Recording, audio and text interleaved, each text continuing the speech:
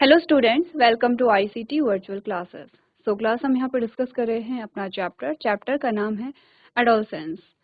यहाँ पर हम बात कर रहे हैं किशोर अवस्था के बारे में, जो कि एक ग्रोथ और डेवलपमेंट की स्टेज है जिसमें रैपिड ग्रोथ एंड डेवलपमेंट देखी जाती है।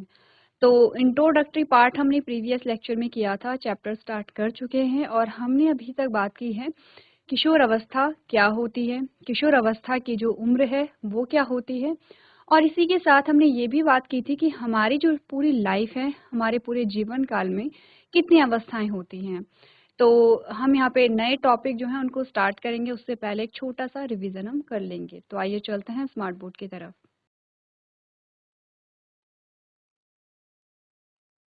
चलिए, तो स्टार्ट करते हैं यहाँ पे एडोलसेंस। सबसे पहले बात करेंगे, यहाँ पर हमने कहा हमारे जीवन में कितनी अवस्थाएं आती हैं या कौन कौन सी अवस्था आती है। तो अगर हम देखेंगे तो सबसे पहली अवस्था गर्भावस्था है, जब हम अपनी माता के गर्भ में होते हैं, अपनी मदर के वूम में होते हैं। उसके बाद आफ्टर पार्चुलेशन, जब हमारा जन्म होता है तो हम शैशव अवस्था में आते हैं, यानी कि हम शिशु रहते हैं उस टाइम पे। ठीक है, तो गर्भ में जो है जो गर्भावस्था होती है वो कितनी होती है, आपने कहा 9 महीने तक जो है वो हम अपनी माता के गर्भ में रहते हैं। उसके बाद हमारा जन्म होता है और जन्म से लेकर के जो 1 साल तक का टाइम होता है वो हमारी शैशव अवस्था होती है। ठीक है, या शैशवावस्था होती है। उसके बाद आपने कहा 1 से 3 साल की जो उम्र होती है, ठीक है, फिर 3 से 5 साल की उम्र होती है और 5 से 7 साल, 5 से 7 आप कह सकते हैं, 7 या 8 कह सकते हैं, या चलो 9-10 तक हम मान सकते हैं। यानी कि हम इन शॉर्ट हम कह सकते हैं 1 से लेकर के जो 9 या 10 वर्ष की उम्र होती है इसको हम बाल्यावस्था कहते हैं, चाइल्डहुड जिसको हम कहते हैं। उसके बाद आती है 11 से 13 वर्ष की उम्र, जो जिसको हम किशोर अवस्था कहते हैं। अच्छा, ये समझो कि हम यहाँ पे 3 से 5 या 1 से 3 का मतलब क्या होता है। यहाँ पे आओ, जब पार्चुलेशन होता है और जब हम क्या होते हैं यहाँ पे शैशवावस्था में होते हैं, तब बर्थ यानी कि जन्म से लेके 1 वर्ष के बीच का समय का मतलब होता है कि जब हमारा जन्म हुआ, जब हमारा क्या होता है जन्म होता है, और जब तक हम 1 साल के होते हैं इस समय को कहते हैं, इसके बीच का जो समय होता है, जैसे कि 1 महीना, 2 महीना, 6 महीना, ऐसे कुछ महीने के जो बच्चे होते हैं उनको हम शैशवावस्था में बोलेंगे कि वो क्या है, यहाँ पे अभी शिशु है, 1 साल तक का जो टाइम होता है। फिर आपने कहा बाल्यावस्था में भी अलग अलग स्टेजेस आती हैं, जैसे कि 1 से 3 साल, 1 से 3 वर्ष की उम्र होती है, 3 से 5 वर्ष की उम्र होती है। तो यहाँ पे क्या होती है, जो बाल्यावस्था होती है उसको भी 2 पार्ट में यहाँ पे डिवाइड किया गया है, यानी कि अर्ली जो चाइल्डहुड होता है और जो लेट चाइल्डहुड होता है, यानी कि पूर्व बाल्यावस्था। ठीक है, यानी कि बाल्यावस्था का जो पहला चरण है अर्ली चाइल्डहुड, अर्ली चाइल्डहुड का मतलब होता है कि बाल्यावस्था भी शुरू हुई है। उसके बाद का जो टाइम होता है, आपने कहा वो जो बाल्यावस्था है उसका दूसरा चरण शुरू हो जाता है, जैसे कि 1 से 3 वर्ष जो है वो हम अर्ली में बोलेंगे, और 3 से 5 जो है वो क्या हो जाता है, बाल्यावस्था की दूसरी स्टेज आ जाती है। इन शॉर्ट ये समझो कि बाल्यावस्था जो है, जब कोई भी जो बच्चा है वो 1 साल से और 9 या 10 साल तक की उम्र जो होती है उसको हम बाल्य अवस्था में रहते हैं, यानी कि वो बाल्यावस्था में रहेगा। 1 साल, 2 साल, 3 साल, 4 साल, 5 साल, 6 साल, ये जो बच्चे होते हैं ये बाल्यावस्था में रहते हैं। अब जो बच्चे आते हैं 11 वर्ष से लेकर के 13 वर्ष की उम्र के बीच में, इनको हम क्या कहते हैं, यहाँ पे किशोर कहते हैं, और इस अवस्था को किशोर अवस्था कहा जाता है। किशोर अवस्था के बाद आप वयस्क बनते हैं, अडल्ट बनते हैं। ठीक है, और जो वयस्क की जो उम्र है, आपने कहा यहाँ पे जो दी गई है वो 36 to 55 है, लेकिन आपने कहा कि जो एडोलसेंस है, किशोर अवस्था है, उसके बाद जो अवस्था आती है वो अडल्ट है, और लास्ट में हम कहते हैं यहाँ पे वृद्धा अवस्था जो आती है।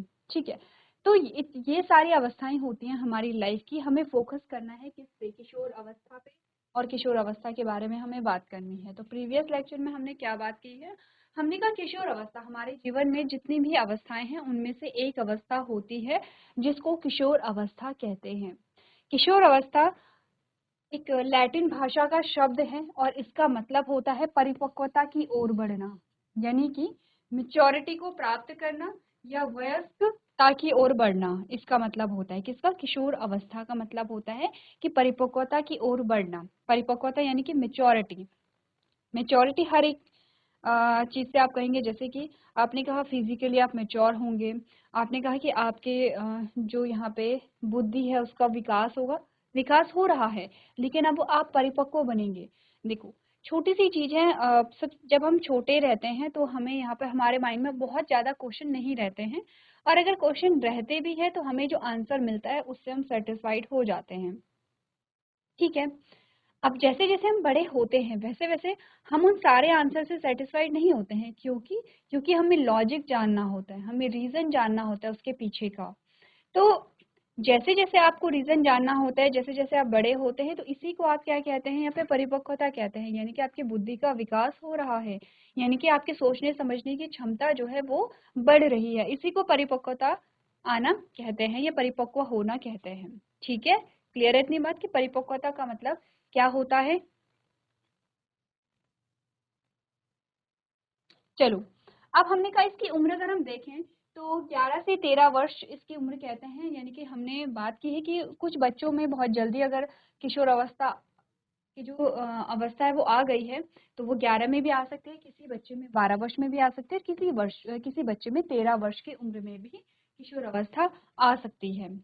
अब क्वेश्चन ये है कि कैसे पता चलेगा कि किशोर अवस्था आ गई है? ऐसे तो कोई तो साइन होगा यहाँ पे जिससे कि हमें पता चले कि किशोर अवस्था आ गई है। हाँ, इसके बहुत सारे ऐसे साइन होते हैं, बहुत सारे ऐसे सिम्टम्स होते हैं जो आपको क्लियरली दिखते भी हैं और आपको महसूस भी होते हैं। तो इन सभी के बारे में बात करेंगे कि किशोर अवस्था जो है वो इस अवस्था में कौन-कौन से परिवर्तन आते हैं। उससे पहले देखो, एडोलेसेंस एंड प्यूबर्टी। एडोलेसेंस का मतलब तो किशोर अवस्था होता है और प्यूबर्टी का मतलब होता है यहाँ पे यौवन। तो इन दो शब्दों में अंतर है, ये भी हमें आगे डिस्कस करना है। अभी सिर्फ एडोलेसेंस या किशोर अवस्था के ही बारे में बात करेंगे हम। आगे जब टॉपिक आएगा तो एडोलेसेंस एंड प्यूबर्टी में क्या डिफरेंस है वो हम देखेंगे। ठीक है,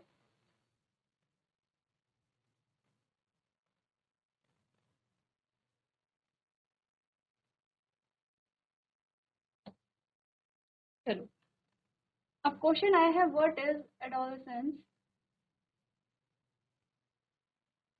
इसका आंसर करते हैं, यानी कि किशोर अवस्था क्या है? आपने कहा इट इज टाइम पीरियड। किशोर अवस्था जो है वो हमारे जीवन की एक अवस्था है, एक टाइम है। अब देखो, मैंने बोला किशोर अवस्था जो है वो 11 से 13 वर्ष की जो उम्र है इसमें शुरू होती है और चलती कहाँ तक है? 18 से 19 वर्ष तक चलती है। तो ये जो पूरा टाइम पीरियड है इसी को तो हम किशोर अवस्था कह रहे हैं। अवस्था का मतलब होता है कि यहाँ पर एक फेज चल रहा है। ठीक है, और तो हमें क्या बताया गया कि किशोर अवस्था हमारे जीवन की क्या है? एक अवस्था है, या एक टाइम पीरियड है, एक समय अवधि है। अवधि तो हुआ, ये 11 से 13 वर्ष की उम्र से शुरू हो रहा है और 18 से 19 वर्ष तक रह रहा है, तो ये एक समय अवधि है in life when it is a time period in life when the body leads to a reproductive maturity and experience some changes. यहाँ पर क्या होता है कि जो किशोर अवस्था है वो हमारे शरीर में होने वाले जो परिवर्तनों को बताता है, यानी कि ये एक ऐसा टाइम पीरियड है, एक ऐसी समय अवधि है जिसमें शरीर में बहुत सारे परिवर्तन देखने को मिलते हैं और रिप्रोडक्टिव मेच्योरिटी आती है, यानी कि प्रजनन रूप से सक्षम होने की जो प्रोसेस है वो यहाँ से शुरू हो जाती है। ठीक है, जैसे कि आपने देखा होगा कि जो गर्ल्स एंड बॉयज होते हैं उनकी शादी की एक एज होती है, एक एज रखी गई है। आपको क्या लगता है कि ये जो एज है ये क्यों रखी गई होगी? आपको एक एज दी जाती है कि इतने साल में लड़कियों की शादी होगी, इतने साल में लड़कों की शादी होगी। उससे पहले अगर उस एज से पहले, उस उम्र से पहले शादी की गई तो वो क्या कहलाएगी यहाँ पे? बाल विवाह कहलाएगा। ठीक है, अब ये है कि ये एज क्यों रखी गई है? ये एज जो है वो एडोलेसेंस को ध्यान में रख करके ही रखी गई है। 11 से 13 वर्ष की जो उम्र है, ऐसा नहीं है कि किशोर अवस्था शुरू हुई और एकदम से क्या है यहाँ पे रिप्रोडक्टिव मेच्योरिटी आ गई है। देखो, रिप्रोडक्टिव मेच्योरिटी आने की जो शुरुआत है, परिपक्वता आने की शुरुआत है, वो यहाँ से हो जाती है। ठीक है, तो क्या शुरुआत होती है उसके बारे में हम बात करेंगे। तो आपने कहा कि जो उम्र सही मानी गई है वो 18 के बाद की उम्र ही मानी गई है। अब एज में चेंजेस आए भी हैं, लेकिन क्या होता है कि अर्ली एज में जो यहाँ पे शादी है वो नहीं की जाती है। क्यों? क्योंकि वो तो एक टाइम पीरियड है जिसमें रिप्रोडक्टिव मैच्योरिटी आ रही है, बॉडी को प्रिपेयर होने में यहाँ पे टाइम लगेगा, और इसीलिए यहाँ पे बाल विवाह जो है वो नहीं कराया जाता है। ठीक है, तो अब आप समझे कि ये जो एज है वो एडोलसेंस या किशोर अवस्था को ध्यान में रख करके बनाई गई है। ठीक है, नेक्स्ट है दिस टाइम पीरियड में वेरी इन डिफरेंट इंडिविजुअल। ये जो टाइम पीरियड है ये अलग अलग लोगों में अलग अलग हो सकता है। जैसे कि अभी हमने बात की कि किसी में 11 वर्ष की उम्र में ही शुरू हो रहा है, किसी में 12, किसी में 13 वर्ष की उम्र में शुरू हो रहा है। The adolescence period includes the teenage and therefore adolescent are often called teenagers as well. ठीक है, तो आपने कहा कि जो यहाँ पे एडोलसेंस पीरियड होता है वो टीनेज में होता है, और इसीलिए हम किशोरों को टीनेजर्स भी कहते हैं। ये शब्द जो टीनेजर्स है ये आपने सुना होगा, काफी सुना होगा। ठीक है, तो आप भी टीनेजर्स ही यहाँ पे कहलाएंगे अभी, क्योंकि आप टीनेज में हैं। अब दूसरा शब्द आता है व्हाट इज प्यूबर्टी। प्यूबर्टी क्या है फिर? देखो, किशोर अवस्था और प्यूबर्टी में बहुत छोटा सा डिफरेंस है, वो आपको समझना पड़ेगा। लेकिन प्यूबर्टी समझने से पहले या इन दोनों में डिफरेंस समझने से पहले एक चार्ट हम यहाँ पर देख लेंगे।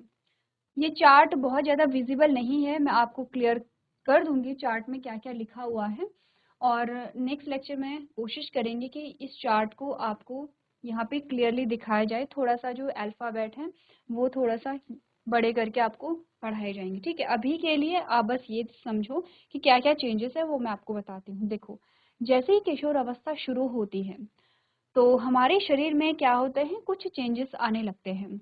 हमारे शरीर में कुछ हार्मोन्स जो है वो सिक्रेट होने लगते हैं। अब क्वेश्चन है कि हार्मोन क्या है? ठीक है, क्वेश्चन ये आता है कि हार्मोन्स क्या होते हैं।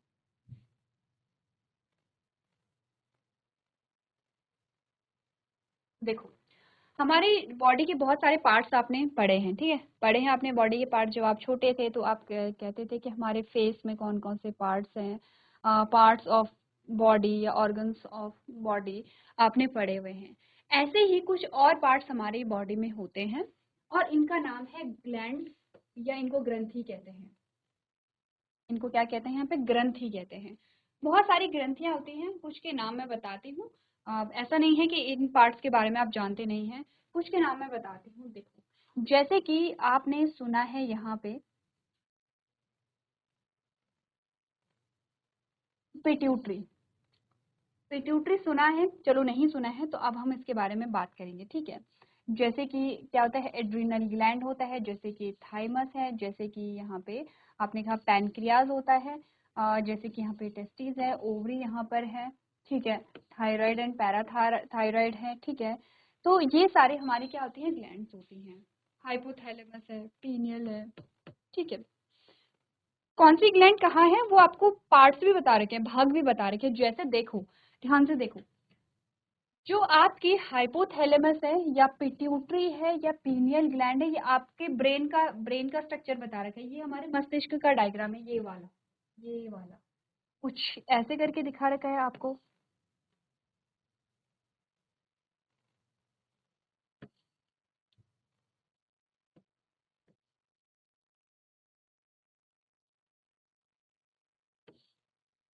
ये वाला जो डायग्राम दिखा रखा है, ठीक है, ये आपके ब्रेन का डायग्राम होता है, आपके मस्तिष्क का जो है वो डायग्राम है। ठीक है, यानी कि ये ग्लैंड आपके मस्तिष्क में पाए जाते हैं। अच्छा, और भी ग्लैंड के एग्जाम्पल देती हूँ जो आपने जरूर सुने होंगे। जैसे कि आपने लीवर के बारे में सुना है, लीवर, जिसको यकृत कहते हैं हिंदी में। हिंदी में क्या कहते हैं? यकृत कहते हैं। लीवर सुना है आपने? लीवर भी एक ग्रंथि होती है, लीवर भी एक ग्लैंड है।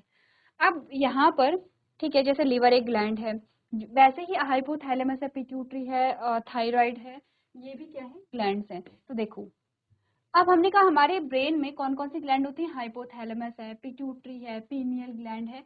ऐसे ही जो हमारा जो यहाँ पे जो गला होता है, आपका जो नेक वाला रीजन है, वहां पर भी एक ग्लैंड होती है जिसको थायराइड या पैराथायराइड ग्लैंड कहते हैं।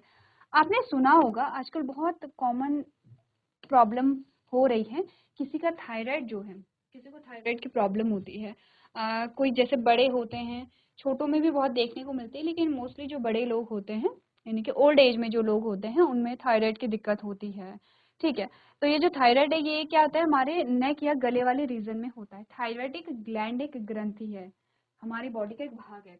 ऐसे ही यहाँ पर थाइमस होता है, किडनी के ऊपर एड्रिनल ग्लैंड होता है, पैनक्रियाज होता है, टेस्टिस एंड ओवरी है यहाँ पे।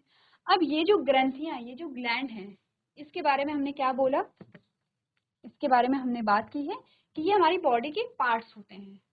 अब इनका काम क्या होता है, इनका काम ये है कि इन ग्रंथियों से कुछ ना कुछ स्रावित होता रहता है। इन ग्रंथियों से कुछ ना कुछ स्रावित होता रहता है, ऐसे। ठीक है, ये जो श्रावित होता है, ये इस पदार्थ को हम क्या कहते हैं, ये केमिकल हो सकता है। केमिकल जानते हो क्या होता है, जैसे आपने अपने लैब में गए होंगे, आपने केमिस्ट्री में भी पढ़ा होगा केमिकल्स के बारे में। ठीक है, ये नेचुरल केमिकल्स होते हैं जो हमारे शरीर में बनते हैं। इनका काम है यहाँ पे मैसेजेस को देना। जैसे कोई भी बॉडी पार्ट हमारा कुछ काम कर रहा है, तो उसको यहाँ पे मैसेज देना पड़ता है, उसको कमांड देनी पड़ती है, और तब जाकर के वो जो काम है वो वहां पर होता है। तो ये केमिकल्स जो हैं वो मैसेंजर का काम करते हैं, मैसेज को भेजने का काम यहाँ पर करते हैं। ठीक है, जैसे कि देखो एक एग्जांपल देते हैं। आपके अ, आपके मुंह में जो लार आता है, जिसको साधारण भाषा में हम थूक भी कहते हैं, उसको लार कहते हैं, और उसको इंग्लिश में सलाइवा कहते हैं। आपके मुंह में जो सलाइवा निकलता है, उसके लिए भी क्या है, एक मैसेंजर ही चाहिए। ठीक है, यानी कि वो भी आपके ब्रेन को एक कमांड चाहिए कि अब सलाइवा निकलना है। ठीक है, अब वो कमांड कैसे मिलती है, जैसे जब भी आपने किसी खाने को देखा, कोई खुशबू आपको आया, आपको बहुत भूख लगी थी, तो आपके मुंह में सलाइवा निकलने लगता है। तो ऐसे ही आपकी शरीर में बहुत सारी क्रियाएं होती हैं जिनके लिए केमिकल्स जो है वो मैसेंजर का काम करते हैं। अब ये जो मैसेंजर केमिकल्स हैं जो कि एज अ मैसेंजर काम कर रहे हैं, इनका नाम होता है हार्मोन्स। क्या बोला जाता है इनको, हार्मोन्स बोला जाता है, हार्मोन्स। ठीक है, अभी तक क्या समझे, हमारी बॉडी में, हमारी बॉडी में बहुत सारे क्या पाए जाते हैं, पार्ट्स पाए जाते हैं। उनमें से कुछ का नाम है ग्लैंड्स, ग्रंथियां। हमारी बॉडी में बहुत सारी ग्रंथियां पाई जाती हैं। ये ग्रंथियां जो हैं, ये क्या करती हैं, यहाँ पे हार्मोन का सिक्रीशन करते हैं। ठीक है, क्या करेंगे, ये हार्मोन का सिक्रीशन करते हैं। ये हार्मोन जो होते हैं वो क्या होते हैं, केमिकल्स होते हैं या ऐसे पदार्थ होते हैं जो कि मैसेंजर का काम करेंगे। अब आप सोचेंगे कैसे मैसेंजर का काम, वो हम आगे बात करेंगे, आगे समझेंगे कि कैसे ये मैसेजेस को देते हैं। तो ये हार्मोन क्या करेंगे, यहाँ पे मैसेज देने का काम करते हैं। अब ध्यान से देखो, ऐसा नहीं है कि हर ग्रंथि से एक ही हार्मोन रिलीज होगा, अलग अलग ग्रंथियों से अलग अलग हार्मोन रिलीज होंगे। जैसे कि एड्रिनल से कोई और हार्मोन रिलीज हो रहा होगा, जैसे कि टेस्टिस या ओवरी से कुछ और हो रहा होगा। ठीक है, जैसे कि थाइमस से कुछ और हो रहा होगा, थायराइड से कुछ और हो रहा होगा।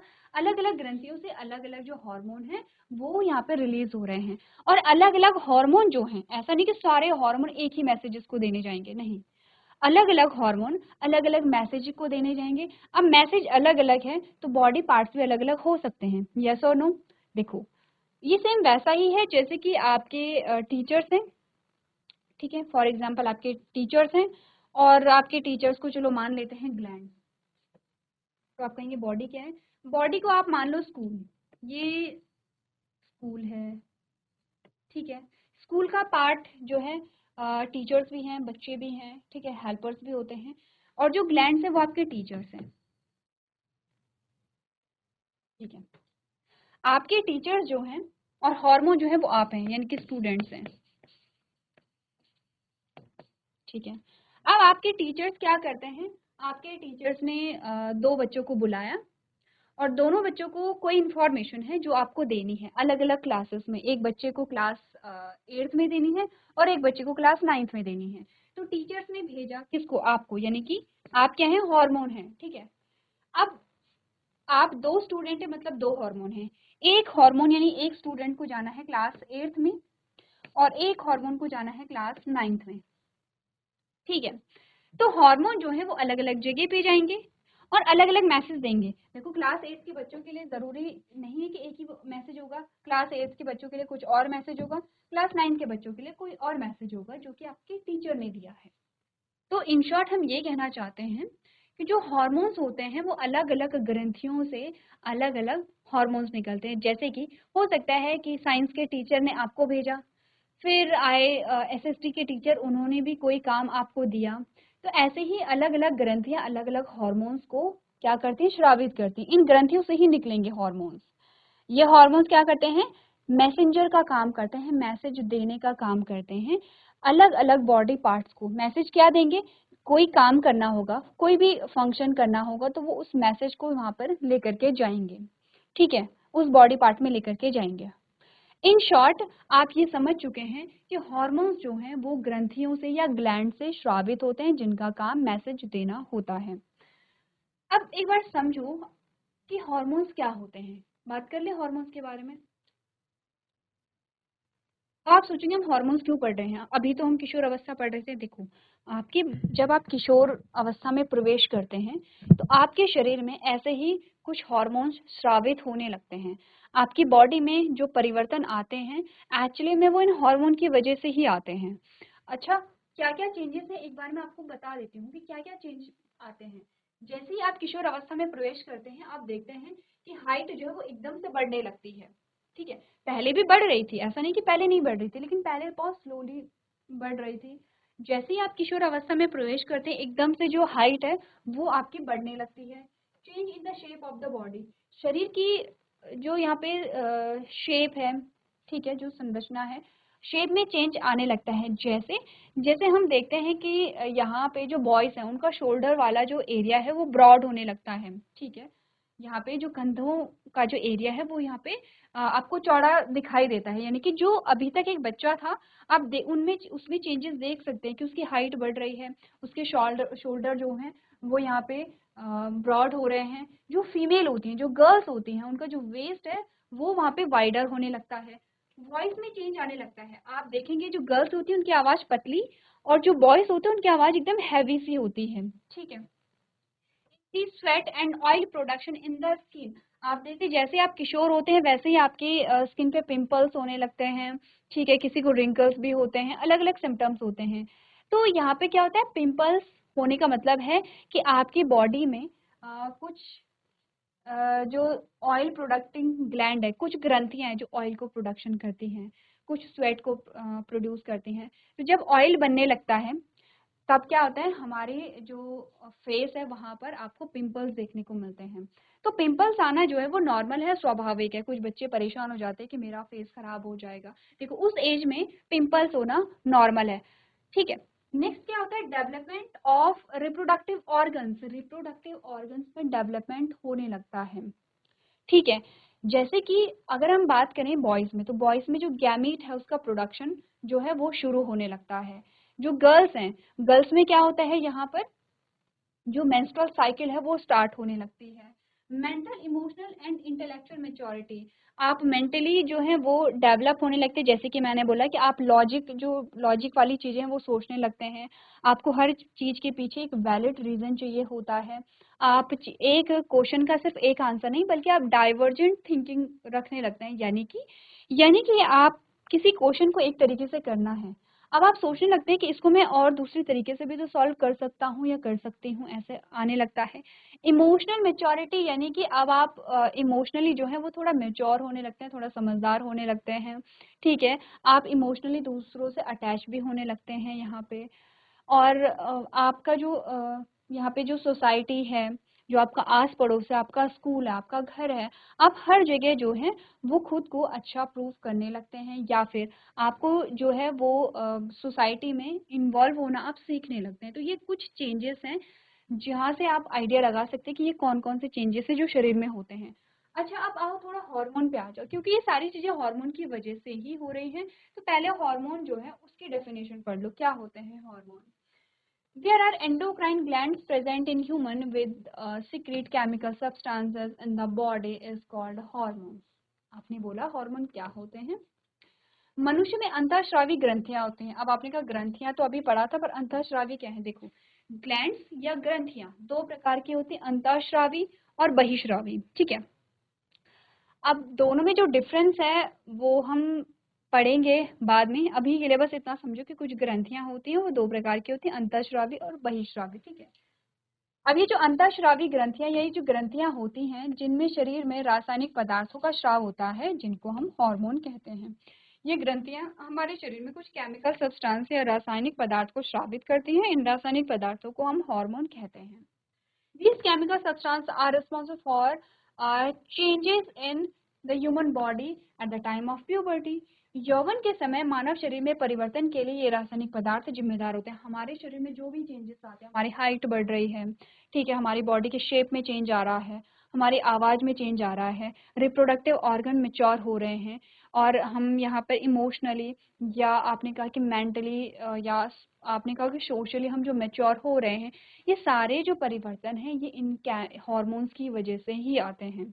ठीक है, the hormones act as a messenger and are responsible for a transporting signal for one cell to another. Hence, they evoke responses from a various organs of the body and tissue. Hormones have certain properties or characteristics. तो हमें बोला गया कि hormone संदेश वाहक के रूप में कार्य करते हैं, इनकी संदेश को ले जाने का काम करते हैं एक कोशिका से दूसरी कोशिका तक, या हमारी बॉडी के एक पार्ट से दूसरे पार्ट तक ये क्या करते हैं, संकेतों को ले जाते हैं। संकेतों के परिवहन के लिए जिम्मेदार होते हैं, इसीलिए वे शरीर के विभिन्न अंगों और ऊतकों से प्रतिक्रिया उत्पन्न करते हैं।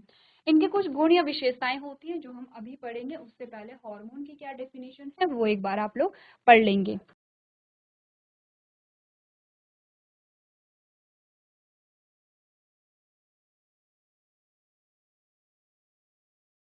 सो क्लास, आज हमने बात की है यहाँ पे हॉर्मोन्स के बारे में, और साथ ही साथ हमने ये भी जाना कि किशोर अवस्था में कौन कौन से परिवर्तन आते हैं। तो एक बार अपनी जो बुक है उसे आप लोग रीड करके लेकर के आएंगे, यहाँ तक की जो चीज़ें हैं वो रिवाइज कर लेंगे, और कोई डाउट अगर आपका रह जाता है तो नेक्स्ट लेक्चर में आप पूछ सकते हैं। तो आज के सेशन में हम इतना ही करेंगे। अभी तक क्लास में बने रहने के लिए आपका धन्यवाद।